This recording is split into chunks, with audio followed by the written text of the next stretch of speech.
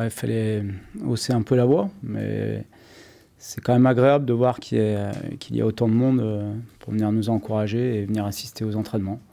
Voilà, c'est le but des journées où on ouvre au public. C'est signe quand même que tout va bien dans ce début de saison? Tout va bien, je ne sais pas. J'ai toujours l'habitude de rester mesuré dans la victoire comme dans les moments plus difficiles. On a fait un bon début de championnat. L'année dernière, on avait aussi gagné les 2 premiers matchs.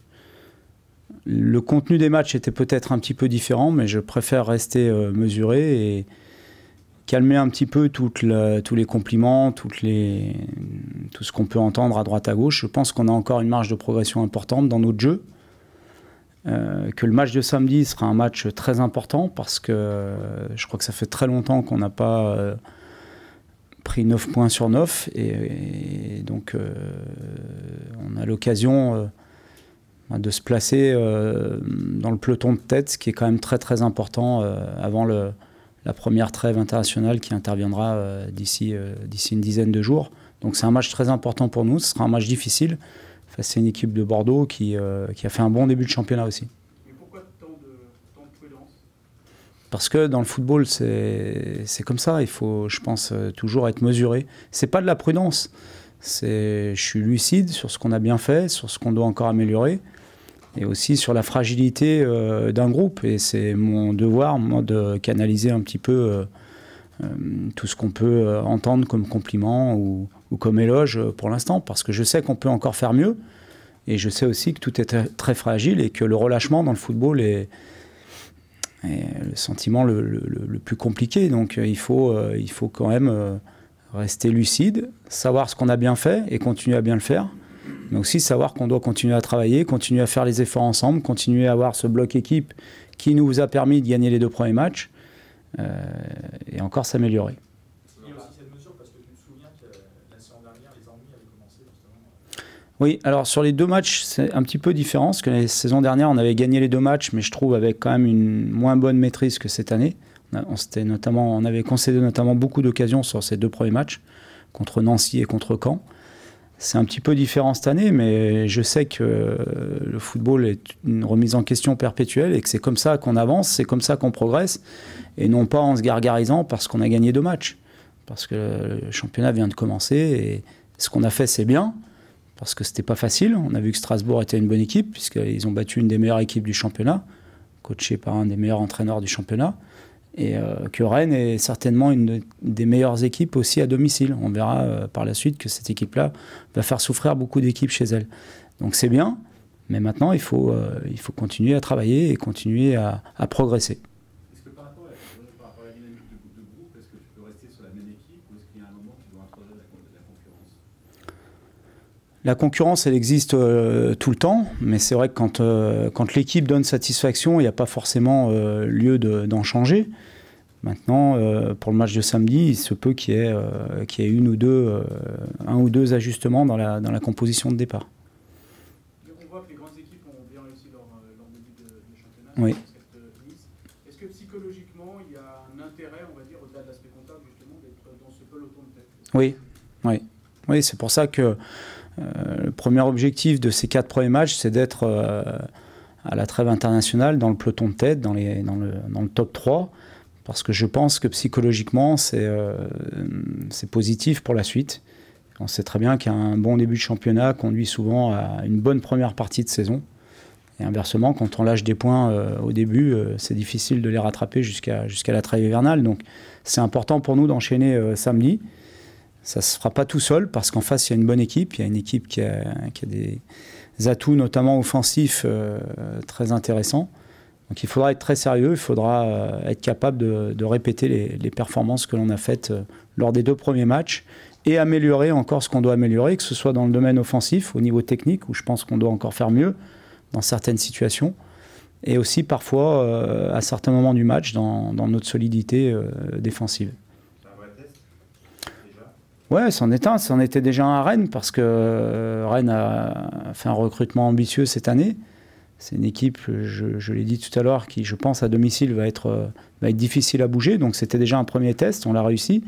et c'en est un deuxième qui arrive. Mais je crois que tous les week-ends, de toute façon, ce sont des tests, et c'est la régularité qui fait qu'on est bien classé en fin de saison. Donc c'est ce que j'attends de mon équipe. Oui, à part Ferland Mendy, qui est encore pas complètement rétabli, même s'il a repris l'entraînement, il n'est pas encore à 100%. Sinon, tout le monde est opérationnel. Oui, en ce début de saison, on parle beaucoup de PSG, évidemment, même de Marseille, de Monaco, Nice à cause de la Ligue des Champions, Lille à cause de Bielsa. Est-ce que du coup, ça vous enlève un peu de pression, ça vous met un peu... Non, ça n'enlève pas de pression, parce que en interne, on sait qu'on a toujours des objectifs très élevés à Lyon, et donc qui dit objectif dit pression, mais c'est une pression positive, c'est une pression qui nous fait avancer, parce qu'on fait ce métier pour gagner des matchs, pour gagner des titres, pour aller le plus haut possible. Donc, mais c'est vrai que le fait qu'on parle plus notamment de Paris, c'est pas plus mal, ça nous permet de travailler peut-être dans une ambiance plus confortable, plus tranquille, ce qui nous va bien ici à Lyon, je pense. D'avoir déjà 4 poids lourds plus Saint-Etienne en tête du classement, ça a du sens? Non, je pense que c'est beaucoup trop tôt. Il n'y a que 2 matchs de jouer, et il est beaucoup trop tôt pour faire un premier bilan ou tirer des enseignements. Parce qu'il faut attendre déjà la première trêve internationale, où il y aura 4 matchs de jouer, même si ça ne veut pas dire grand-chose. Mais surtout le premier tiers du championnat. Au bout de 9-10 journées, on peut déjà peut-être dessiner un petit peu les contours. Mais il y a tellement de matchs à jouer avec les différentes compétitions que ça peut aller très très vite dans un sens ou dans l'autre. Donc voilà, moi je n'ai pas l'habitude de tirer des enseignements dans un sens d'ailleurs ou dans l'autre trop hâtivement. Donc pour l'instant on est bien, on est content de ce qu'on a fait, mais ça ne suffit pas. Que penser de Bordeaux qui semble avoir fait quelques ajustements intéressants, mais qui a débuté la saison par un fiasco en Coupe d'Europe? Ouais, un fiasco. Bon, après, les matchs sont toujours difficiles. En Coupe d'Europe, on sait ce que c'est toujours difficile de passer ces tours.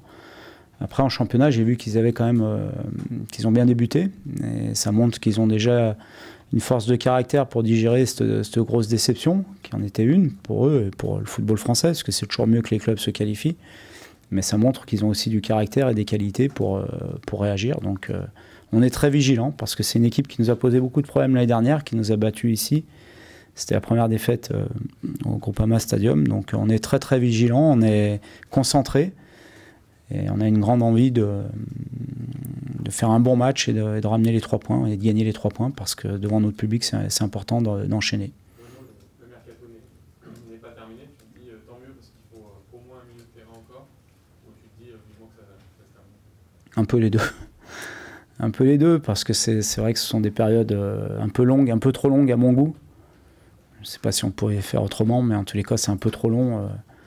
Mais c'est vrai que pour nous, ça nous laisse un peu de temps pour ajuster encore notre effectif, notamment dans ce domaine au milieu de terrain, où je pense qu'on a encore besoin d'un élément. Justement, on en est où? On a parlé de Jordan Ferry, de nouveau-né. Pour l'instant, je n'ai pas d'informations à vous donner concernant Jordan, concernant Clément ou une éventuelle arrivée. Il n'y a rien de nouveau. Il reste absolument pour tes yeux? Comment? Tu veux qu'il reste absolument, les 2 joueurs Ouais, j'ai l'habitude de respecter les contrats des joueurs et de respecter les hommes. Donc tous les joueurs qui sont sous contrat au jour d'aujourd'hui avec l'Olympique Lyonnais, je les considère comme des joueurs de l'Olympique Lyonnais. Après, s'il y a des ajustements à faire, on en discutera avec les intéressés. Mais pour l'instant, tous ceux qui sont ici et sous contrat sont à ma disposition, et je les considère comme des joueurs de l'Olympique Lyonnais. Un mot sur Marcelo, il n'est pas très rapide, c'est peut-être pas le meilleur relanceur du monde, et pourtant on a l'impression que c'est le joueur qui nous convient. Est-ce que c'est un paradoxe? Alors pas très rapide, c'est peut-être l'impression qu'il donne, mais il est loin d'être lent. C'est aussi pour ça qu'il est difficile à passer en 1 contre 1. Mais en tous les cas, c'est le joueur, je pense, qu'on recherchait.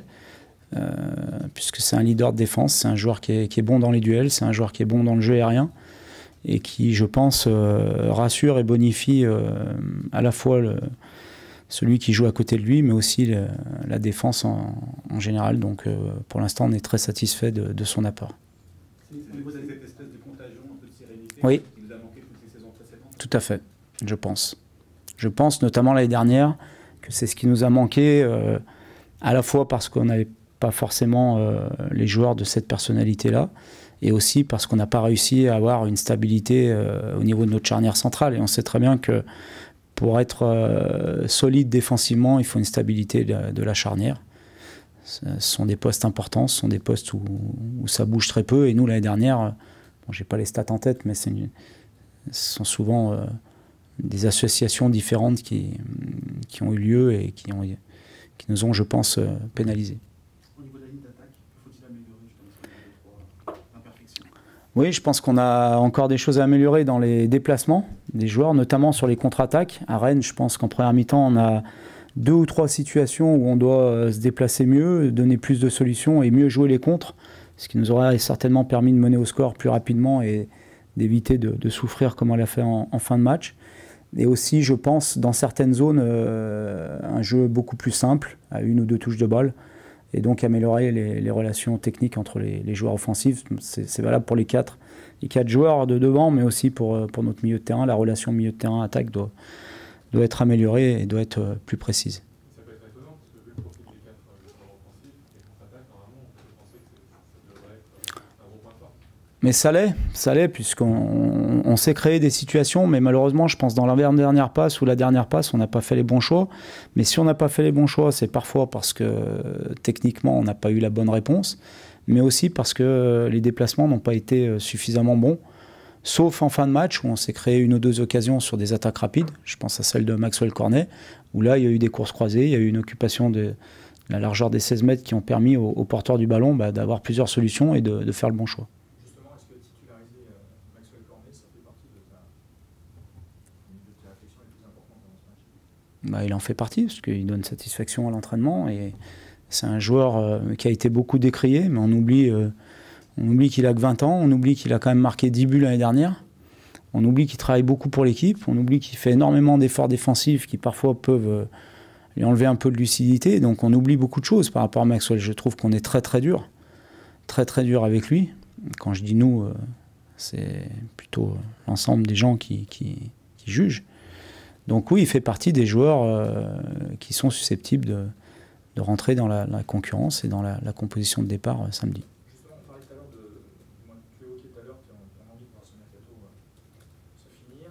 Concernant Maxwell Cornet, on parle d'un éventuel intérêt du Borussia, un mercato agité de leur côté également.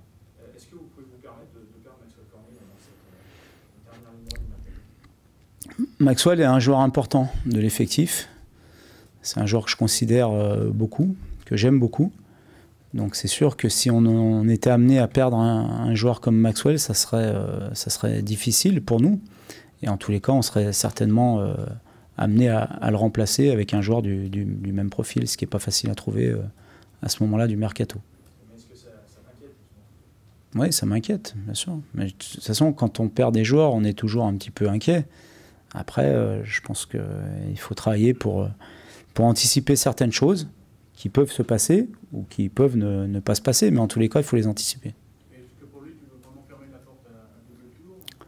C'est difficile de fermer les portes à double tour. Vous voyez bien ce qui se passe aujourd'hui sur le marché des transferts. Ça devient fou et un peu n'importe quoi. Donc, il y a parfois des offres qui sont difficiles à refuser. Parfois, le joueur a envie de partir et c'est difficile de retenir un joueur qui a envie de partir. Donc, on ne peut pas dire qu'on ferme la porte à double tour. En tous les cas, ce qu'il faut, c'est que si départ il doit y avoir, mais c'est encore loin d'être acté, moi j'ai pas d'infos par rapport à ça, il faut anticiper pour trouver un remplaçant.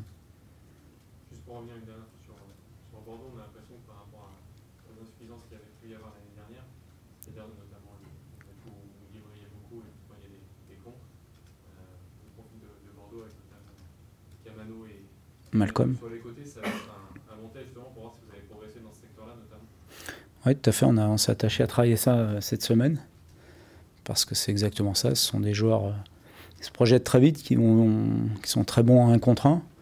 Ils ont aussi d'autres joueurs comme Sankaré au milieu de terrain qui se projettent aussi beaucoup. Donc on sait que la clé du match, elle va sûrement se jouer dans les transitions, mais comme très souvent aujourd'hui. Et notamment lorsqu'on va attaquer et qu'on va perdre le ballon, il faudra avoir suffisamment de sécurité pour éviter d'être en difficulté sur ce genre d'action. Ok. Une petite question décalée sur Neymar, parce que une semaine je t'en ai pas posé. Après sa démonstration perso et du PSG à Guingamp, est-ce que tu dis que dès la mi-août, le PSG est intouchable, voire injouable, ou les deux? En tous les cas, ils ont les moyens d'être intouchables. Après, dans le foot, on ne sait jamais. On l'a vu l'année dernière. Tout le monde pensait qu'ils allaient être champions. Mais c'est vrai qu'aujourd'hui, avec l'apport de Neymar, on entend aussi d'autres noms qui circulent. Je pense que s'ils arrivent à encore se renforcer avec les 2-3 noms qu'on entend, ça va être compliqué de les embêter en championnat. Hein. Mais voire même pour la Coupe d'Europe, ça en fera un prétendant certainement à la victoire finale, même si c'est jamais facile de gagner la Champions League, pardon. Mais s'ils font les joueurs dont les noms circulent actuellement, ça fait une sacrée armada pour le championnat et aussi pour la Coupe d'Europe. Mais tant mieux, ça amène du monde au stade, ça donne de l'intérêt au championnat de France. Et puis ça nous permet, nous, d'élever notre niveau parce que lorsqu'on joue contre eux, il faut se transcender, il faut dépasser certaines limites pour les battre. Donc c'est tout, je pense, tout bénéfique. Est-ce qu'on baisse les bras sportivement? Non, on baisse jamais les bras. Quand on fait de la compétition, si on baisse les bras, il faut faire du sport loisir. On baisse pas les bras. On est lucide, mais on baisse pas les bras.